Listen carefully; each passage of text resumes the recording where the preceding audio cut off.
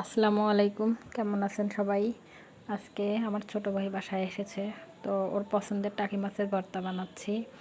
প্রথমে আমি টাকি মাছটা ভেজে নিয়েছি, তারপর পেঁয়াজ কুচি, ধনেপাতা কুচি, কাঁচামরিচ সব একসাথে মিক্সড করে নিয়ে সরিষার তেল দিয়ে দিচ্ছি। এরপরে আমি সব একসাথে মাখিয়ে নেব। মাখিয়ে নিলেই রেডি হয়ে যাবে টাকি মাছের ভর্তা।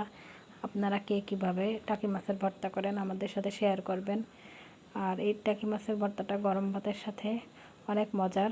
আপনাদের রেসিপিগুলো শেয়ার করলে আমরা নতুন নতুন রেসিপি পাবো এবং সেভাবে ট্রাই করব ইনশাআল্লাহ।